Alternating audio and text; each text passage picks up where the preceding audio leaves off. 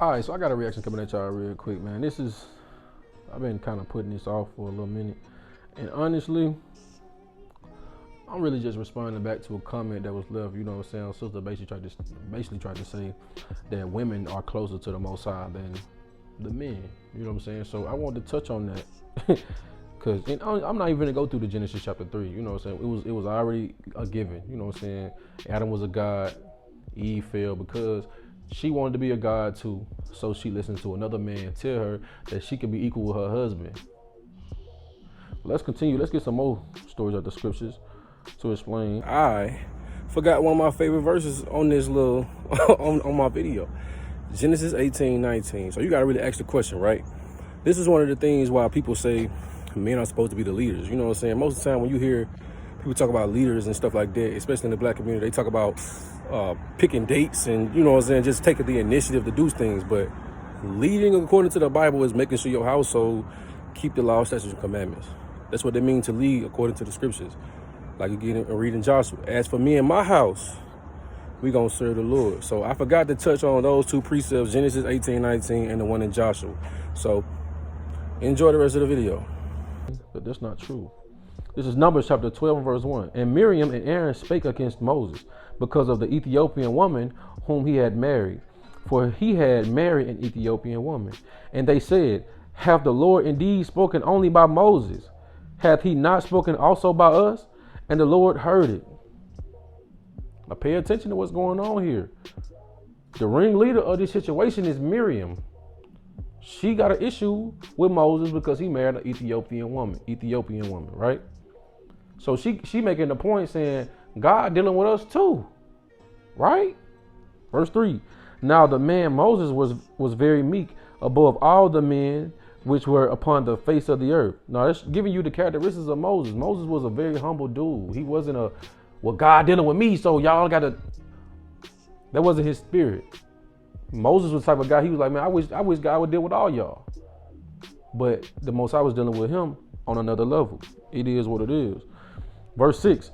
And he said, hear now my words. If there be a prophet among you, I, the Lord, will make myself known unto him in a vision, and will speak unto him in a dream. My servant Moses is not so, who is faithful in all mine house. Now you got to really think about what's going on here. He said, if it's a prophet among you, I'm going to show him visions and dreams, right? Which still need an interpreter. Let's read it again. I want y'all to get this. Verse 6. And he said, hear now my words. If there be a prophet among you, I, the Lord, will make myself known unto him in a vision, and will speak unto him in a dream.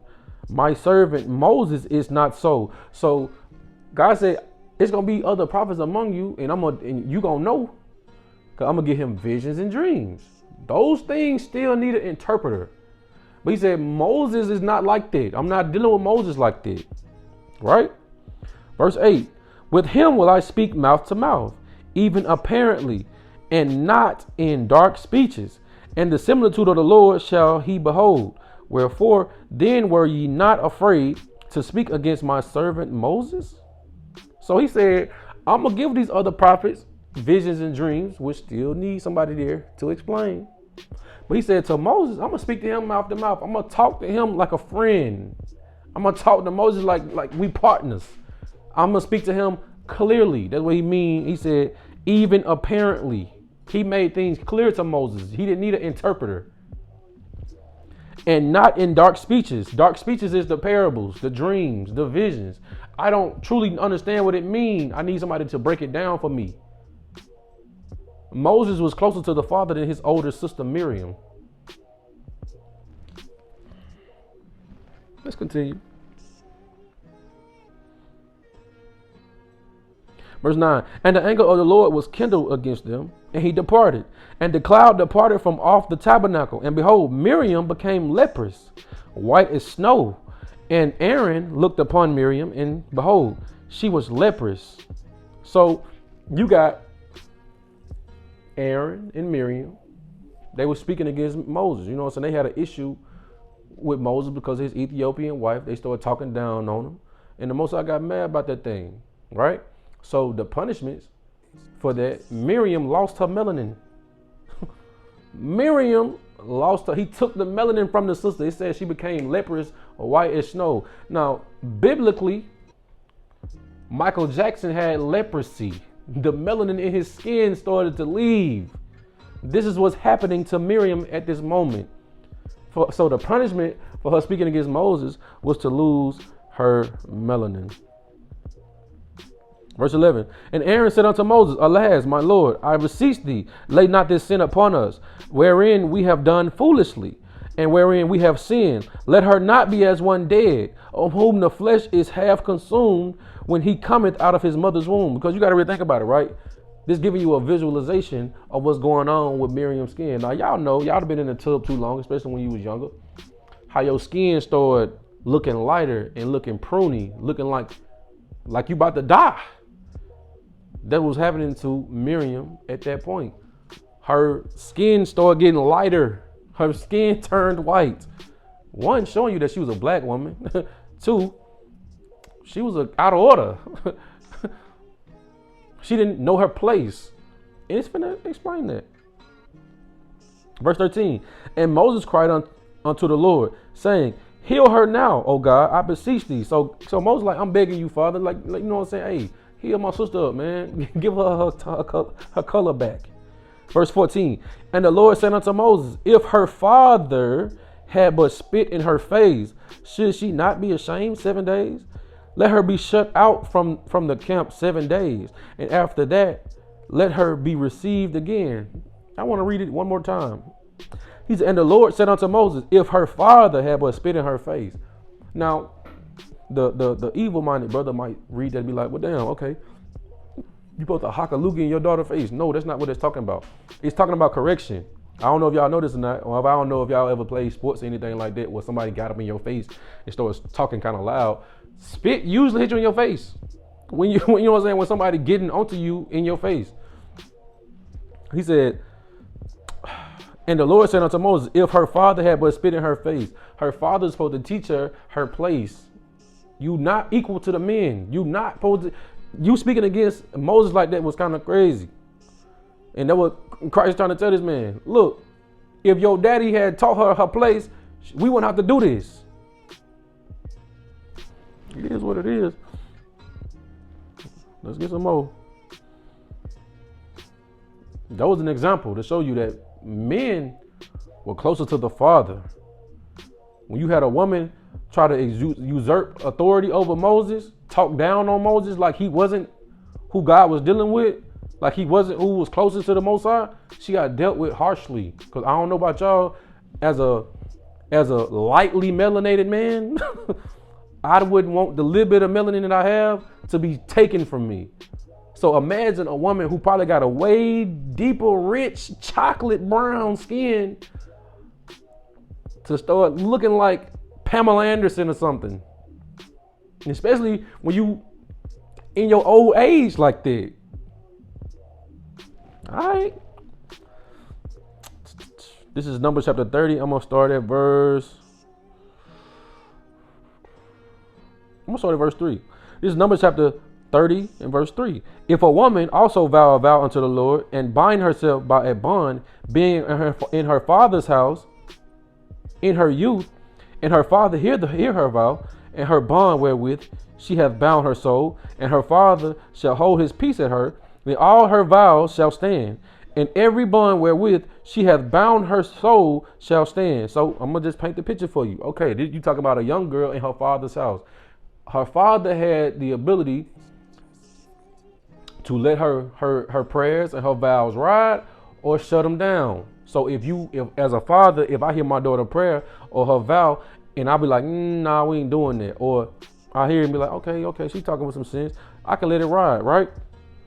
Verse 5, pay attention. But if her father disallow her in the day that he heareth, not any of her vows or of her bonds wherewith she had bound her soul shall stand, and the Lord shall forgive her because her father disallowed her. Now, I'm getting this to show you that it was a level of power that the men had over the women, right? In her father's house, a woman had to go through her father to get to the heavenly Father. Because as a man, if I heard my daughter vow a vow that I know she can't do. She praying for stupid stuff. I can say, hey, forgive that, Father. She talking crazy. Don't worry about that one. Don't worry about that one. Right? That's between a father and his daughter. Right? Let's read on. Verse 6. And if she had at all an husband when she vowed or uttered aught out of her lips, wherewith she bound her soul, and her husband heard it, and held his peace at her in the day that he heard it, and her vows shall stand, and her bonds wherewith she bound her soul shall stand. But if her husband disallow her on the day that he heard it, then he shall make her vow which she vowed, and that which she uttered out her lips, wherewith she bound her soul, of none effect, and the Lord shall forgive her. Like, women really don't understand just how much power the Most High gave the men. We had the ability to protect y'all from y'all own prayers and vows, because a lot of women make a lot of decisions. They say a lot of prayers. They say that, you know what I'm saying? They make a lot of vows. They make a lot of promises that they can't keep. According to the scriptures, if you didn't keep your vows, bad things happen to you. So as a father, as a husband, if my wife or my daughter made a vow or made a promise, made a prayer that she could not follow through with, or it was evil, I can shut it down, and the Most High will forgive her for that. Showing you what? The man was closer to the father. Let's get some more.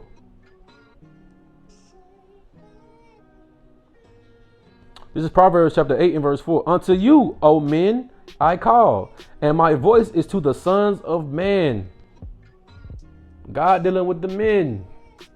His voice is to the men. That's very, very simple. Let's get some more. Let's get some more.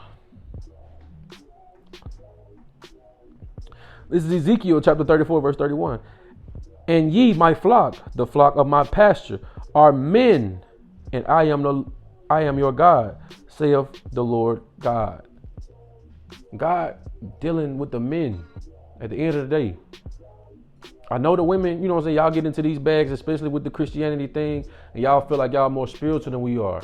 Now I understand going through slavery and the Most High taking, you know what I'm saying, taking the honorable men from us, you know what I'm saying. It looked like the brothers is out of order, but it's a new day. The Most High raising those men back up. Y'all finna have to get back in line, because what's been going on in the black community, clearly you can see the women been running this shit for decades, and it's been going downhill fast. Let's get some more. This is 1 Peter chapter 3 and verse 7. Likewise, ye husbands, dwell with them according to knowledge, giving honor unto the wife as unto the weaker vessel, and as being heirs together of the grace of life, that your prayers be not hindered. Now, why did I get this? He said, likewise, ye husbands, dwell with them according to knowledge. So we being commanded, we supposed to dwell with our wives under the law, knowledge. When you read Malachi chapter 2 and 7, you supposed to dwell with your wife according to the law. You can't mistreat your wife. You can't do things out of order with your wife. You're supposed to deal with your wife according to the law, right? Giving honor unto the wife as unto the weaker vessel. So you got to treat her in a manner. You got to carry yourself around her, giving her that grace, knowing she's a weaker vessel. That's why the Most High was dealing with us the way he was dealing with us. Y'all in that flesh, y'all weak as hell. Where the Most High got to deal with the temptations that we deal with. That's why Christ was sent in an earthly body. He understands what we go through, but we not as strong as him. So in turn, we not as strong as Christ spiritually. Our women are not as strong as us spiritually. So we got to give them that grace. Got to give them that little bit of mercy, right? Christ telling us to do that with our women. Let's get some more. Because if y'all was more spiritual than us, why would we have to, you know what I'm saying, be kind of delicate with y'all and trying to give y'all that grace? Because y'all weak as hell. It is what it is. This is 1 Corinthians chapter 14, verse 33. For God is not the author of confusion, but of peace, as in all churches of the saints.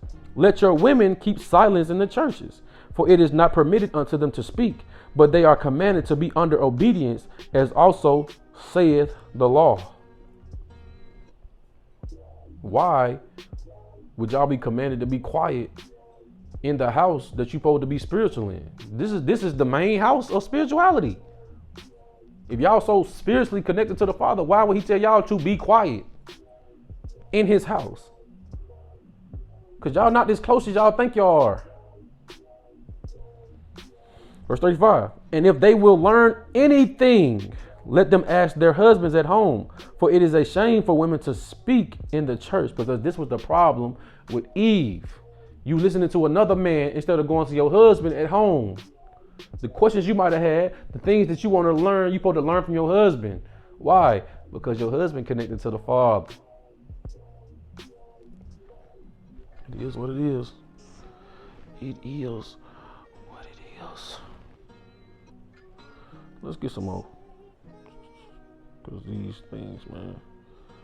This is Revelation chapter 14, verse 4. These are they which are not defiled with women, for they are virgins. These are they which follow the Lamb whithersoever he goeth. These were redeemed from among men, being the first fruits unto God and to the Lamb. Now, you might read that and be like, I don't get that. These are they which were not defiled with women, for they are virgins. Because being defiled with women is what happened to Adam. You allowed your wife to teach you.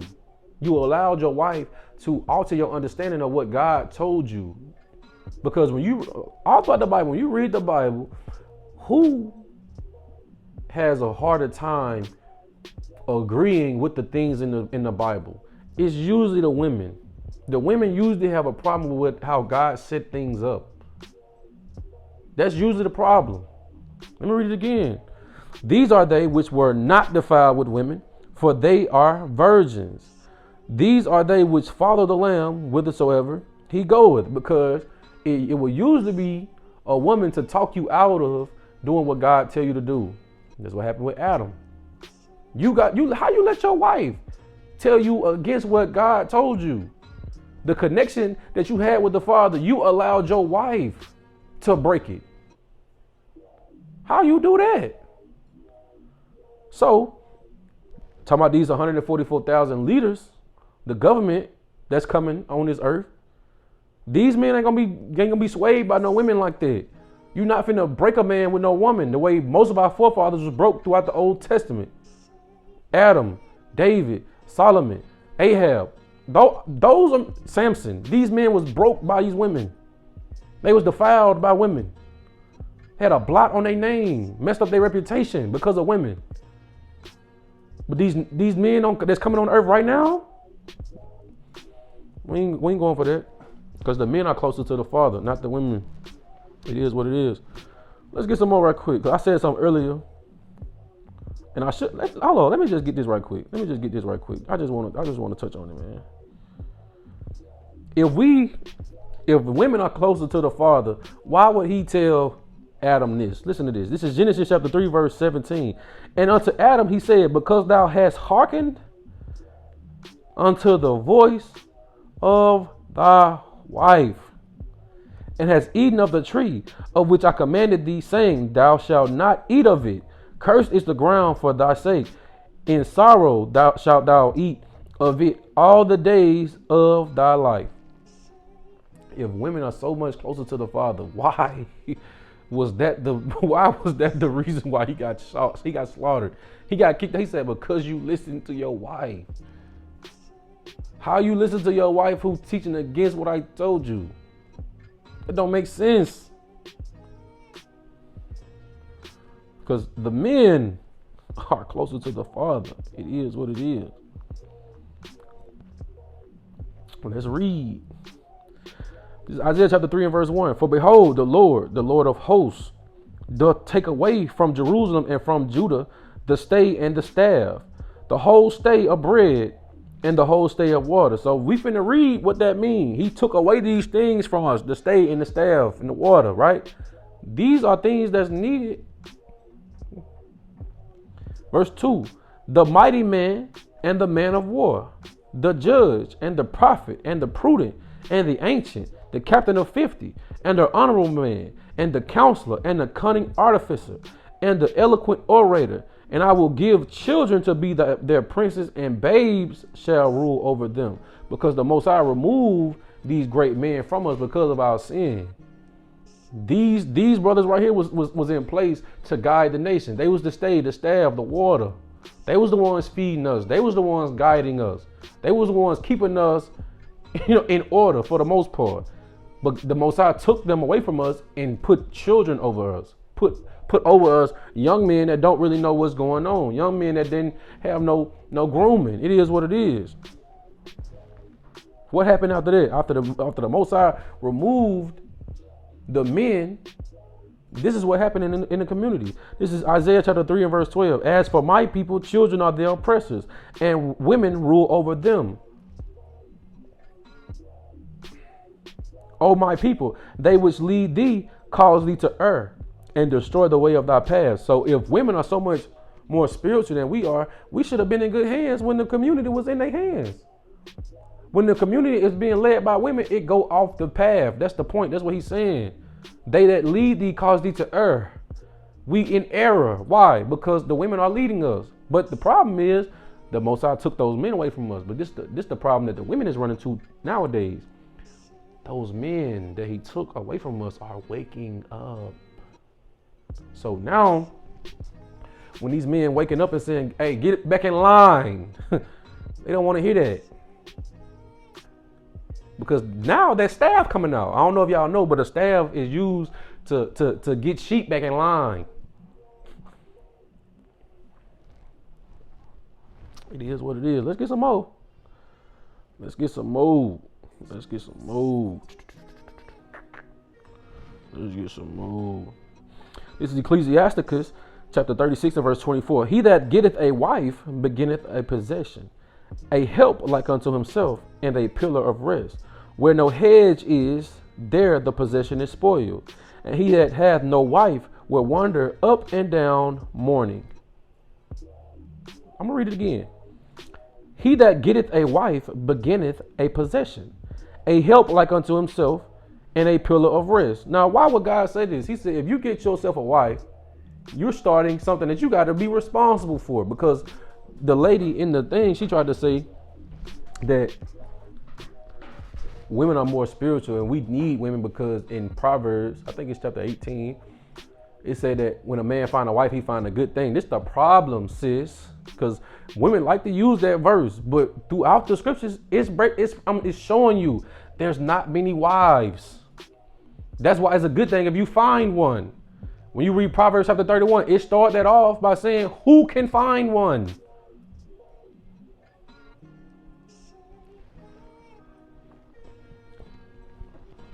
He that getteth a wife beginneth a possession, because as a man, it's your responsibility to take care of this woman, man.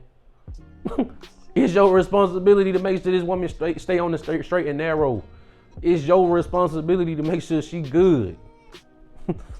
A help like unto himself. She's supposed to be an aid, a helper for you, and a pillar of rest. Where no hedge is, so if you remove this man out of the equation, he said, where no hedge is, there the possession is spoiled. What does that mean? It said, where no hedge is, the possession is spoiled. The possession is the woman. The possession is the wife. What does it mean by this woman being spoiled if there's no man, no hedge of protection, no covering for this woman? Let's get it. Let's go in this Bible some more. Let's go in this Bible some more. This is Colossians chapter 2 and verse 8.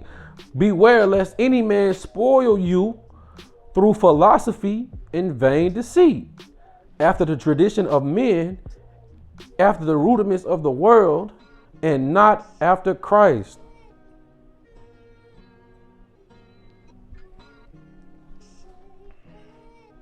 So the scripture is telling you, as a man, it's your responsibility to protect this woman.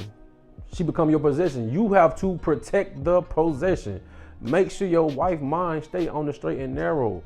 But how do your wife's mind get spoiled if you're not around? Verse 8 again. This is Colossians chapter 2 and verse 8.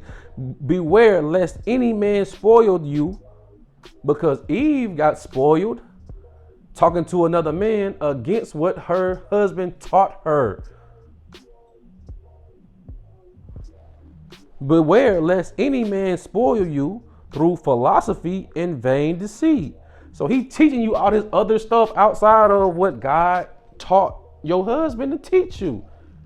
Vain deceit. This he creating stuff that don't matter and is lies, and you believe it. After the tradition of men, after the rudiments of the world, and not after Christ. That's how women get spoiled. Y'all start doing anything that people come up with that y'all like, it sounds good to y'all ears, y'all roll with it. Most men are the ones that sit back and be like, nah, this is a bad fucking idea. We shouldn't do this. It is what it is. But I want to touch on something right quick too. You know what I'm saying? Because these sisters out here talking about that y'all closer, you know what I'm saying? Y'all closer to the Father and we need y'all, you know what I'm saying, to basically, you know what I'm saying, be all right. How does that make sense when Christ literally taught that it's better not to get married? So yeah, you find a wife, you find a good thing. True. It ain't many wives. And Christ gave you a glimpse into that. This is Matthew chapter 19. I'm gonna start at verse 7. They said unto him, why did Moses then command to give a writing of divorcement and to put her away? And he said unto them, Moses, because of the hardness of your heart, suffered you to put away your wives. But from the beginning, it was not so. So these brothers, I think it's the scribes and the Pharisees, they asked Christ a question trying to trip him up. He said, okay, so if that's the case, why did Moses write a law that you can divorce your wife? Right? Christ responded to them saying, Moses allowed y'all to do that because y'all was some evil dudes, because of the hardness of your hearts. They wasn't upright. They wasn't good dudes. But he said from the beginning, it was not so. Adam and Eve didn't get a divorce. Because I'm gonna just be real. If you do some shit and I get kicked out of heaven, now I got to actually work to provide. You mean to tell me all our food was growing on its own? All I had to do was make sure all these other nations stay in line and you got me kicked out? Divorce! Bottle of champagne, because we finna celebrate. Dre. We gonna celebrate what? My divorce. How about that? For real. But they couldn't get a divorce. That wasn't a thing. It is what it is. Verse 9. And I say unto you, whosoever shall put away his wife, except it be for fornication, and shall marry another, committeth adultery. And whoso marrieth her, which is put away, doth commit adultery. So Christ saying, look, the only reason you get rid of your wife is for fornication. Then Paul gave you a little bit deeper into that in 1 Corinthians chapter 7. If she don't believe in Christ, you can get rid of her as well. But Christ telling you, look, if the only way you can get rid of a woman that believes is if she commit fornication. She got to be dealing with another man inappropriately or another woman, right? So you get rid of her without that offense and you deal with another woman, it's adultery. If you and the person that deal with your wife is committing adultery, right? But we finna get to the part that I want. We finna get into it because the women are closer to the Father and we need y'all to make sure we stay spiritually in line. Why would Christ say this? Verse 10, his disciples said unto him, if the case of the man be so with his wife, it is not good to marry. Listen to what the apostles say. He said, if that be the case, we shouldn't get married. That's what the apostles just said. Let's listen to what Christ said. Verse 11, but he said unto them, all men cannot receive this saying, save they to whom it is given. He agreed. Let me read it again. All men cannot receive this saying, save they to whom it is given, because the average brother don't have enough sexual discipline not to want to deal with a woman. So let me just keep on reading. Verse 12. For there are some eunuchs which were born from their mother's womb. So a brother that was born and his genitalia don't work, or he was born with it missing, right? And there are some eunuchs which were made eunuchs of men. So you got castrated or they remove your rod. And there be eunuchs which have made themselves eunuchs for the kingdom of heaven's sake. He that is able to receive it, let him receive it. So Christ telling you, it's better to be single to get to the kingdom. If you can do that. If you can keep your rod in check, if you can sustain and have the discipline sexually not to deal with a woman, you need to stay that way, womanless. Because how can you say that women are more spiritual than the men? But when I read in the letters of Paul, Christ was dealing with him on another level. This man heard the language of God. I don't remember nowhere in the scriptures where a woman was dealt with like that. Paul didn't have no woman. Paul said in 1 Corinthians chapter 7, he said, I wish all y'all could be like me. Most brothers ain't got that type of spirit, man. Most brothers ain't in that bag where they can go without sex. That's the reason why most brothers get married now. In 1 Corinthians chapter 7, that was the reasoning behind why he said to get married. He said, it's good to not touch a woman. It's good to be single and not deal with a woman. But he said, but to avoid fornication, let every man have his own wife and his own husband, right? Because most people, male and female, they need sex, man. It is what it is. But the statement of women being closer to the Father than the men, it's not true. It's just not true. It is what it is. It's just not true. But you know, it is what it is, man. Y'all let me know what y'all think in the comments, man. I'm out.